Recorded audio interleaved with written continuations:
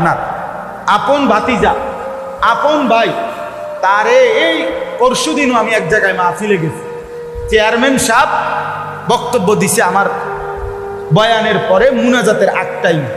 উনি বলতেছেন আফসুস করে আপন ভাই, রক্তের ভাই, এই বেচারার ঘরের পাশ দিয়া শুধুমাত্র মানে এক হাত জায়গা যদি দেয়, ওই পিছনের ভাইয়ের রাস্তা বাইর হইতে পারে, রাস্তা দিয়ে বাইর হইতে পারে, এ দেয় না, দিত না, ফেরে দিত না জায়গায়, এ এক হাত জায়গা ছেড়ে দিবে না।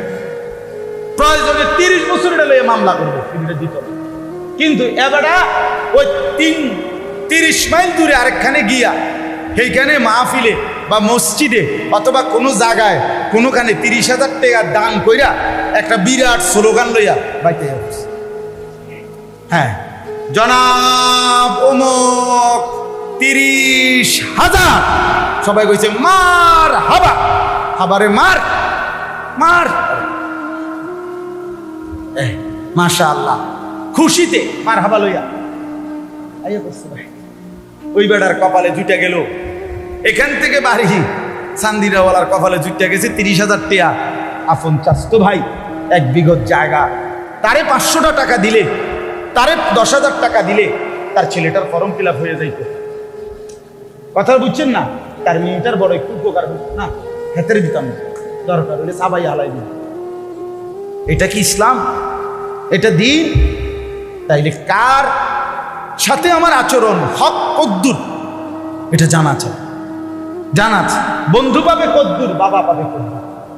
আচরণ নবীজি বলছেন কিয়ামতের আলামত আতা আর রাজুলু ইমরাআতাহু, ব্যক্তি তার স্ত্রীর গোলামি করবে, ওয়া আক্কা উম্মাহু, মায়ের নাফরমানি করবে।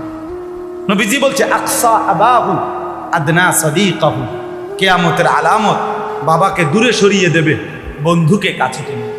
হ্যাঁ, অসংখ্য যুবক আজকে ইয়াং ছেলে পেলে বন্ধুদের সাথে ঘন্টার পর ঘন্টা, ঘন্টার পর ঘন্টা জিন্দেগির সমস্ত উপার্জন সবকিছু বন্ধুদের পিছনে শেষ।